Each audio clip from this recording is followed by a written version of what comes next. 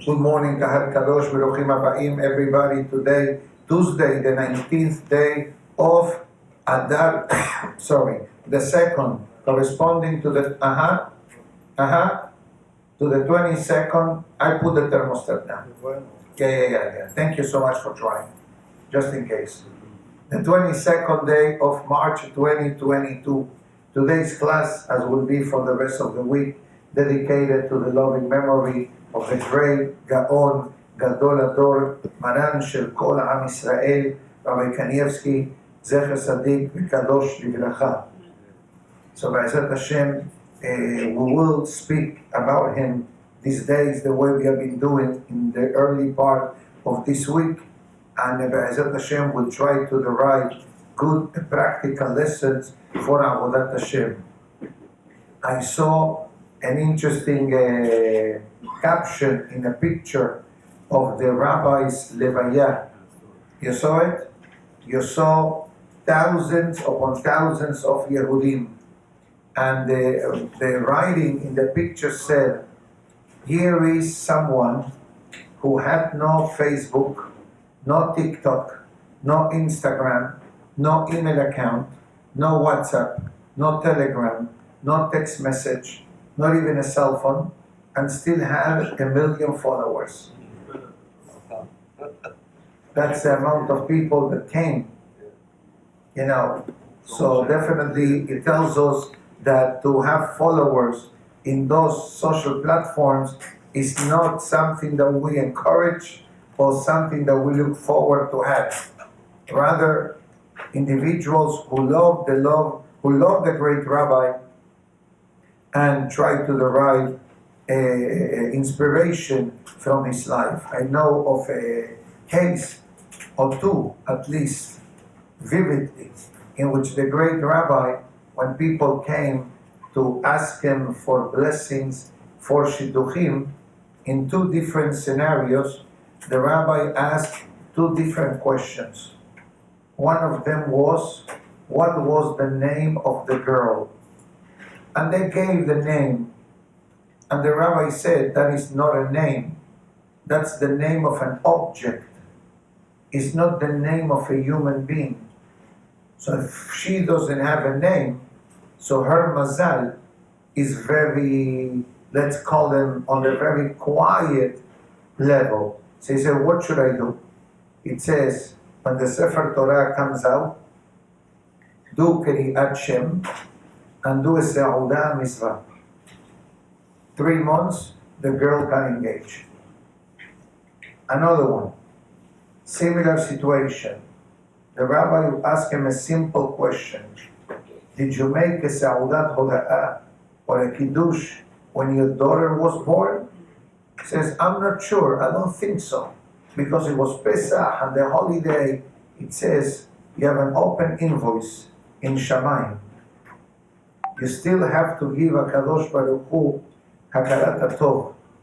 Late last night, I heard of a story that I heard that in the past, many years back, but not with so many details like I heard last night. I'm going to give you the very short version. It's about a very dedicated yeshiva student who used to learn full day in the yeshiva. One night, he finished all the sedarim, first seder, second seder, third seder, and he wanted to eat something, like a nash, whatever. And down the block from the yeshiva, 1.5 blocks, there was like a mini market that usually closed around midnight. And he says, you know what, let me go down. So he goes down the yeshiva staircase, steps, and starts walking. And to get to the supermarket, you needed to go to one of the simtaot. Simta in Hebrew means like an alleyway. To get there, that's the way Yerushalayim is built. But suddenly, as he's getting close to the grocery, he sees that there is a religious girl walking very fast. Strange, but then he sees that there is an Arab following this girl. And the faster the girl is walking, the faster this Arab guy is following her. Now, he is a yeshiva student. The story said that he was 16 years old. So he's a 16-year-old guy versus an Arab who was tall fellow. Says, what's gonna do? What if he has a gun? What if he has a knife? What I'm going to do is midnight, there is nobody on the street. But on the other hand, he says to himself, how can I let a Jewish girl, when he judged that she was a Jewish girl based on the dress code, etc., to be chased by an Arab in the middle of the night. So he runs to this Arab, starts screaming at him. The Arab says, go back to your yeshiva, don't get involved, otherwise you're gonna meet the knife. So this yeshiva student stayed, and he went to fight against the Arab. Obviously the Arab started to struggle, and the Arab did pull out a knife, and unfortunately he wounded the face of this yeshiva student. This happened yesterday? This happened a few years back. Yes. With Rabbi Kanievsky coming to the picture in a few minutes. And the girl saw this, and she started to scream. People started to come out. The Arab left, and the boy was taken to the hospital. After a few surgeries, his face looked a bit more normal, but with a long scar on the left side of his cheek. He continues learning in the yeshiva, good, not a problem, until he turns the age of 20. Once he turns the age of 20, the Rosh Yeshiva says to him, now it's time for shidduchim. In the yeshiva world, in Israel, is a bit younger than in America. Maybe today is different, but back then, 20 was considered start dating. Every shidduch he went out with, the moment that they saw his face and the scar on the face, they asked for the check. I'm sorry, he never went again with a girl second time. Bottom line, months and years are going by.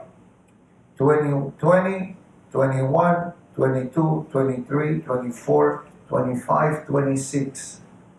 He went out with 200 shidduchim. Do you know what that means?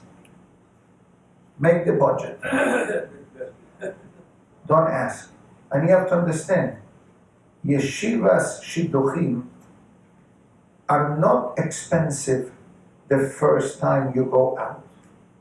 You usually meet in a public place. You definitely do not go to a restaurant. You go to a hotel lobby, and you see in every corner there are shidduchim. Beautiful. I've seen it I said a few times in Jerusalem. I seen it in the hotel. I said to my wife, don't sit here. There's a shidduch going on. We don't know, But bottom line, it came to the age of 26. All of his classmates and friends, they were all married, and they all were, Baruch Hashem, families. He tells the Rosh Yeshiva, in a very bitter, depressed manner, Rabbi, I got tired of being told no. I'm not going to get married, ever. Chas v'shalom. We understand. You go out 200 times with 200 girls, and all kosher and seni'ud, etc. Bottom line, in the Rosh Yeshiva says, you have tried a lot of things. and I advise you in the past 6 years, but I see that nothing that we try worked. But I would like to give you a suggestion. Travel to Bnei Brak and go see Rabbi Kanievsky. See what he says about this. He goes to the house of the great rabbi. As always, there were people waiting to see one of the greatest tzaddikim of the generation. Finally, his turn comes. He's in front of the rabbi. He starts crying. Crying. The rabbi tells his assistant, close the door. I'm not seeing anyone else until I finish with this young boy. The assistant says, Hacham, there are over 100 people waiting outside. It says, based on what I see in front of me, this is priority one. Close the door, give me a few minutes. The rabbi calms the boy down, which is now 26 years old. He's not a child. He's a 26-year-old man. And the great Rabbi Kanievsky says to him, tell me what's going on. So he tells him the story, how that fateful night he wanted to eat something, a nash, a slice of pizza, a pesach zman. At least those two are like. Okay, that's why I know the names. Pesach zman is good. Or mekupelet. Okay, we can handle mekupelet as well. Anyways, and he tells the rabbi, what did he do? And he says, Rabbi, look, this is the reminder of that night.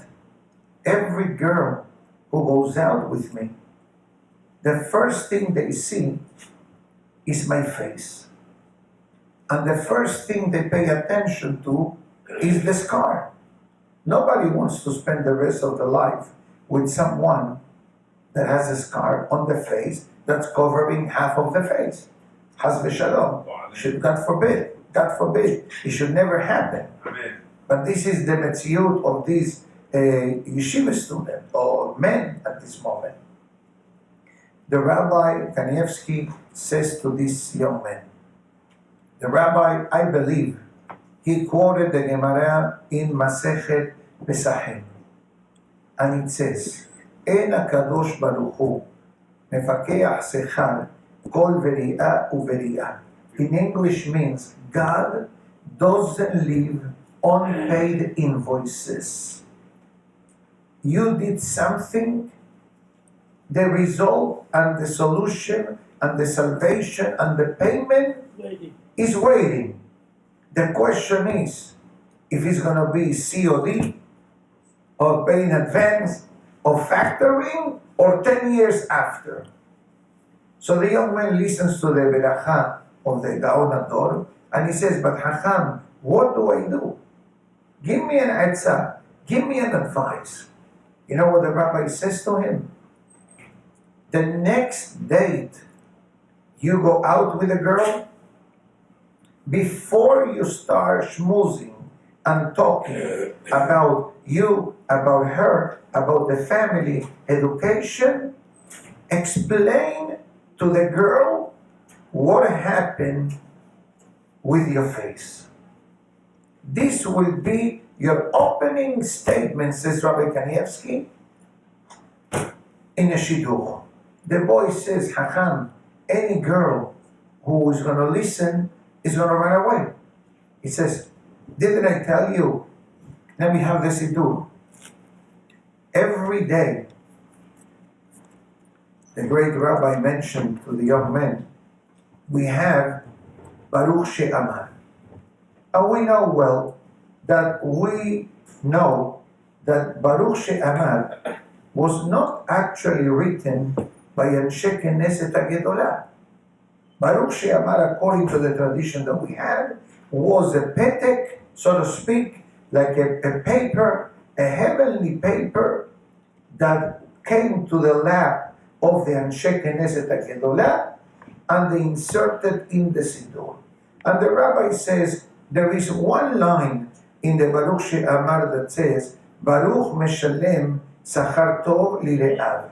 Blessed be the one, meaning Hashem, who compensates properly those that fear Him. It says, you know what this sentence says?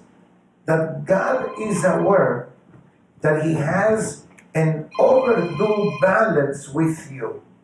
Because you did the ultimate kindness. You saved the life of a Jewish girl. And the fact that the Arab attacked you and wounded you and he was carrying a knife. So imagine what could have happened to this girl if, God forbid, you don't go out to buy a slice of pizza or a nash, etc. So do not worry, your shidduch is waiting for you. Okay, Rabbi Kanievsky tells you this. What are you going to do? You're going to go out. He calls the shadchan. I'm ready to go out again.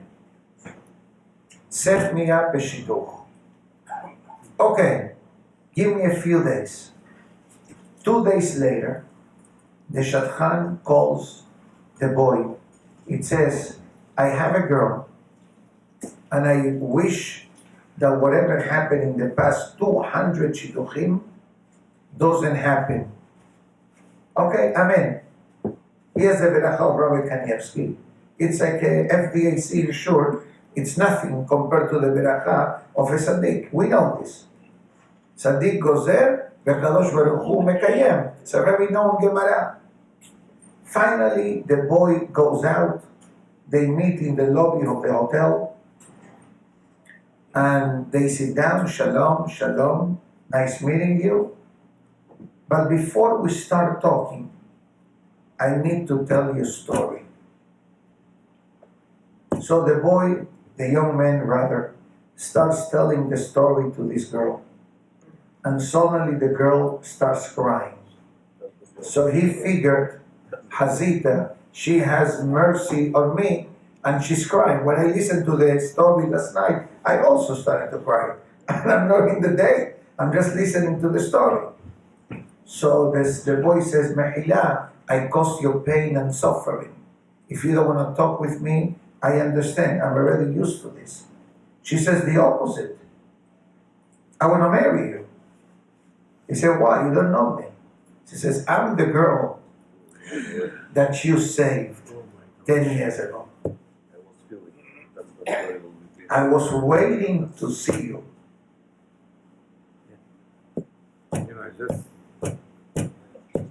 She says, what happened afterwards? She says, when I saw you on the floor and I saw you bleeding, I entered into a panic attack. I saw blood all over. I thought you were dead. God forbid. The only thing I was able to do is screaming for help. I screamed, everybody came down, even people from the grocery store came, and they took you to the hospital, and you know the rest of the story. And every day, every week, she says, I used to go to this grocery store to see, maybe I see somebody with a scar in the face. But I never saw you. But now, the rest of the story was that Baruch Hashem, they marry each other and they built a beautiful, beautiful home. This was the great story with the great Rabbi Kanievsky. Zecher Tzadik Livracha. I was in Paris last week. Yes. And I met a girl at Chabad on Friday night that you can go out. What's her story? She was at 12. 1 second. Okay. I'm recording. Oh, I'm sorry. And people cannot hear you. We'll wait a few minutes.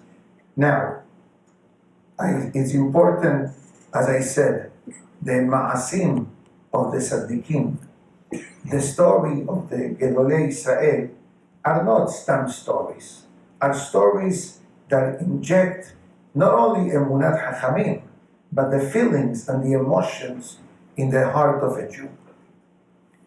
Let's switch a bit the topic on the Gemara today, Masechet Ketubot.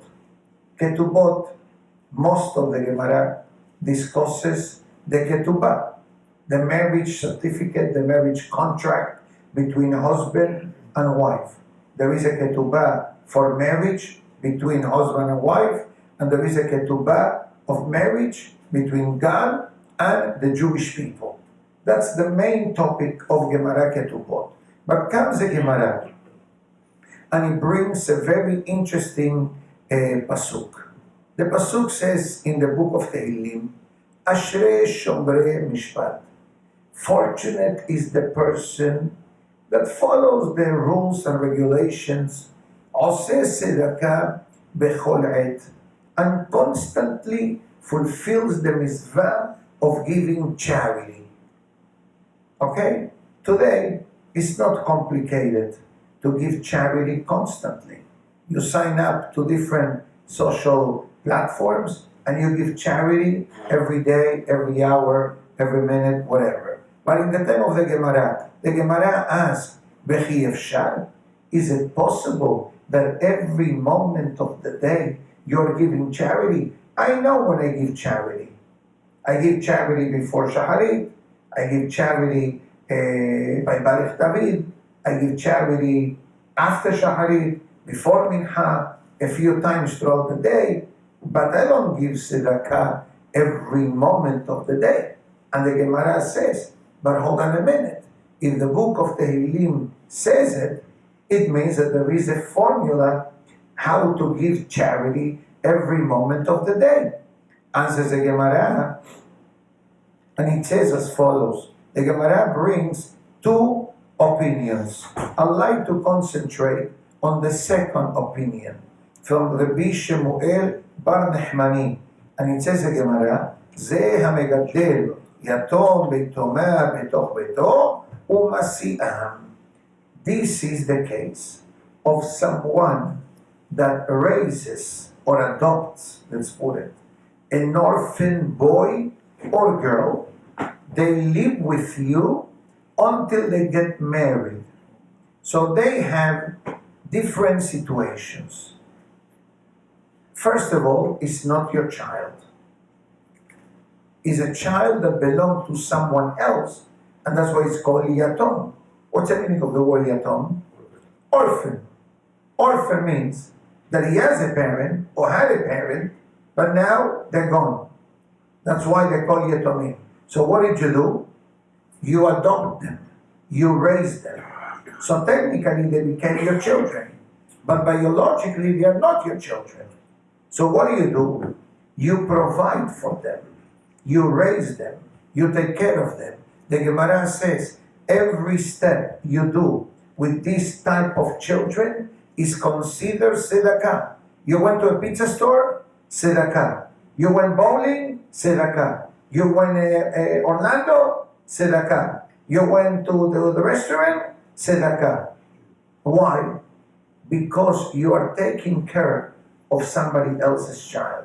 The Gemara goes further, and it says all the way to the wedding. Why? Rashi explains, Shetamir Yom Balayla Hen Alav. Because once you adopt a child, is a constant responsibility on the adoptive parents. That's why take your child. Nesiat Tova, Besiman Tov, Yahid Berabim Alecha Kerabim. Thank you. For example, a person in America today that wants to adopt a child, it's not automatic that the person can adopt a child. Very difficult. You must have an attorney.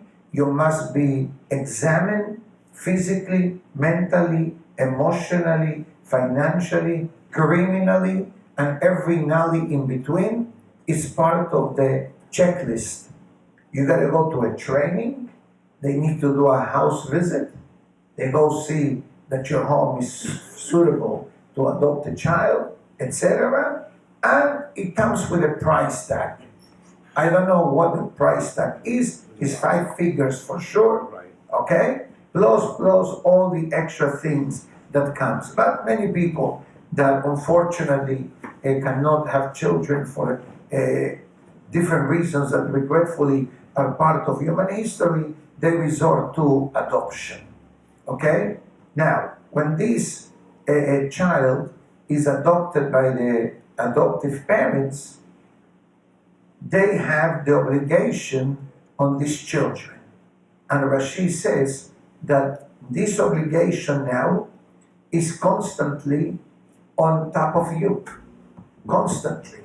That's why there are some kids, regretfully, they don't fit in a regular home, so they have foster parents. And sometimes they bounce from house to house. That's emotionally very challenging.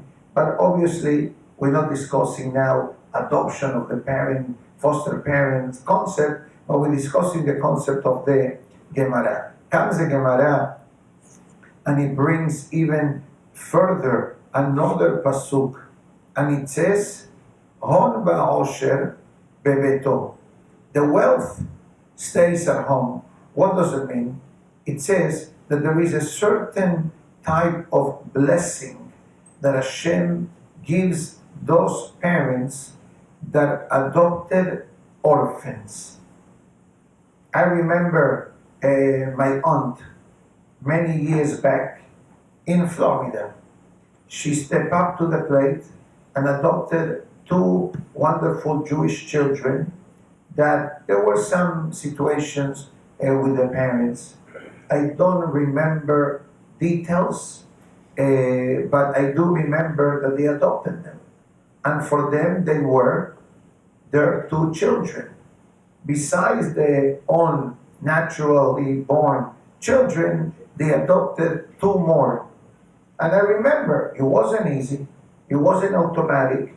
Everything that a parent does for the child, you need to do when you adopt a child. So the Gemara writes, there is a certain beracha that follows the person in this matter. And Rabuna and Rabbi Hizda says there are two types of tzedakah. One is financial tzedakah. Here happens almost daily. We have people that come to collect, sometimes for an institution, sometimes for personal, etc. That is a beautiful mitzvah that can never be extinguished. But it says, Rabuna, that there is another concept of tzedakah, not financial, spiritual. The tzedakah that we give to another Jew, spiritually speaking. For example, you learn Torah with someone. You teach Torah to someone. And that Torah that we teach is like tzedakah. The Rambam, Maimonides, says that a person will not get poor by giving tzedakah. Okay? Even though when it comes to give maaser and homesh, we go up to 20%, but when it comes to charity, every time you give charity, it's like you're making a deposit in your savings account. It's fascinating because it leaves on one packet, goes to the kuppah, but the packet remains full. It's like the story of Rivka, that she was giving water to Eliezer. She's giving water and the water continues flowing. That's exactly what the Gemara says. It says when you teach Torah to someone, it's not like, oh, because I'm learning Torah with you, automatically, so my Torah knowledge decrease. This Torah is fire. We discussed this in the past.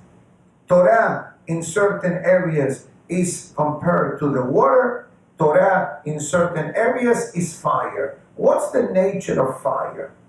That fire, let's say that I have a candle and 100 people want to take fire from it, that doesn't extinguish the candle.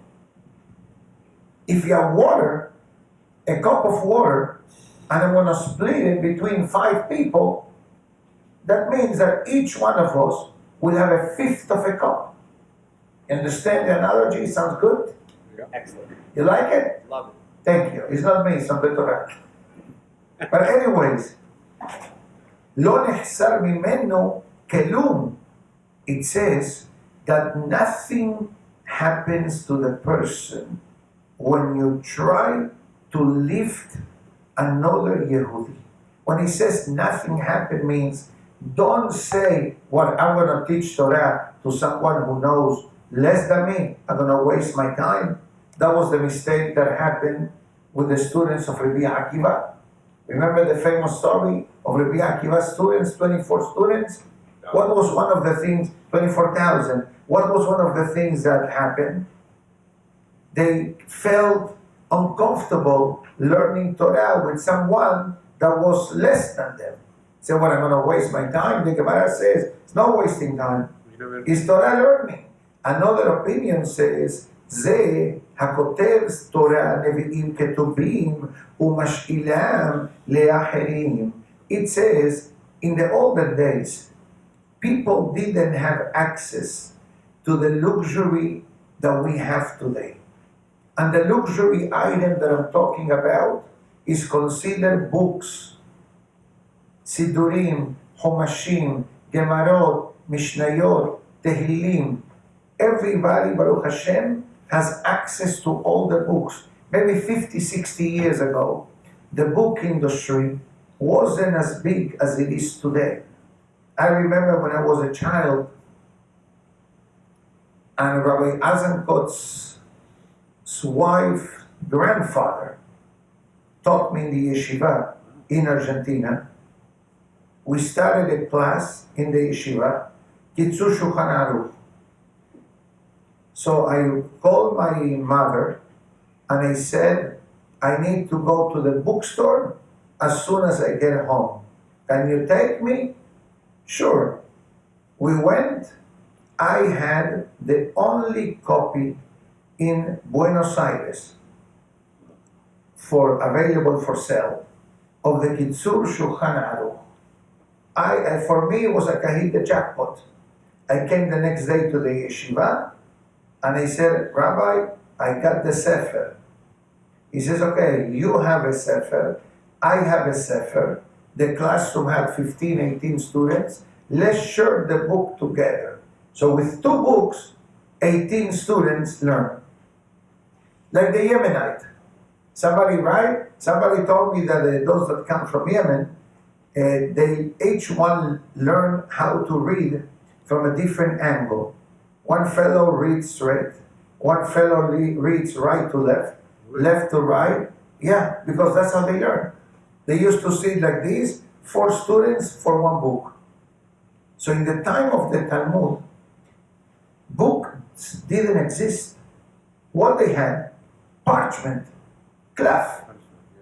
So they used to write Perashah Shemini, Yoshua, Shmuel, and that's how people used to learn. And that's the reason why Torah Shebe'al Peh, the oral law, became a book. Because how many years can you memorize from generation to generation? Especially when troubles are afflicting the Jewish people. That's why they had to put the oral law in writing.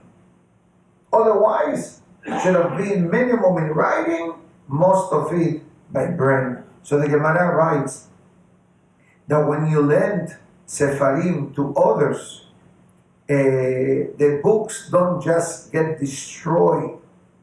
Books last. How many years I have this Tehillim? How many years we have this Siddur? Okay, let's say 10 years, and looks nice, presentable, elegant.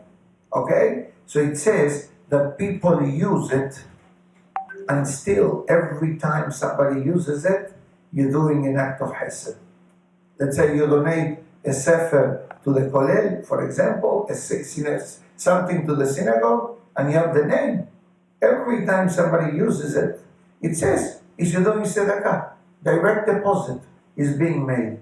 That's why when it comes to a Sefer Torah, okay, the protocol for Sefer Torah is that you don't really donate the Sefer to the synagogue. You lend the Sefer to the synagogue. Every time they use it is a direct deposit into your account. And that's why the Sefarim, the manufacturers of Torah boxes, which come obviously mostly from Israel, they already add a tag that says, this Sefer remains the property of the original owners, and they can take it whenever they want. In our synagogue, the protocol is as follows. You bring a Sefer, say we had the Torah dedication Sunday, okay, so you already prepared the document to give it to the owner of the Sefer stating, this Sefer is on loan to the synagogue, please give us 1 week advance notice to release the Sefer from the insurance policy. And if you ever give a Sefer Torah to a synagogue, it's your responsibility to make sure that the synagogue adds the Sefer to the umbrella policy that they have. A Sefer is not $500. Today, a nice, beautifully written Sefer and a nice case is $50,000. Okay? So this is some. Can insure that? Huh? The insurance accepted is insurance? Sure. Every synagogue needs to have insurance for many reasons, and there is a special policy for religious artifacts. Sure. Because the replacement value is very high. Yes, of course. Baruch Hashem. And that's why in some synagogues, they even have a safe as a sefer, as a echad. They have a nice shell outside, but behind the curtain, they have the safe, Chas v'shalom, to protect. One more. The Gemara writes, 1 second. The Gemara brings one more.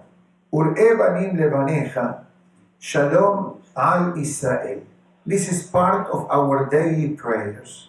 In Tana Deve Eliyahu, we say, Ur'e banim levanecha. May your children have children, and they may see peace upon Israel. Now, the Gemara asks, what exactly this means? What has to do having grandchildren with peace in Israel? So the Gemara explains, Kevan shebanim levanecha shalom al Israel delo ate lideh halitza beibum. What does it mean? The Gemara says, there is an interesting halacha in the Torah. Today, most likely is not done. Although recently in Israel, it was done. There is a halacha in the Torah, a mitzvah from the Torah that says, let's say husband and wife were married, but regretfully, they had no children. And unexpectedly, the husband, a young man, had an early departure from the world. In our days, we understand. We had Meron. How many young casualties were there? How many widows and how many orphans? Okay? Lo aleinu. COVID. Right? How many casualties? God forbid. Don't answer that. But we know that it took a toll, God forbid, on humanity.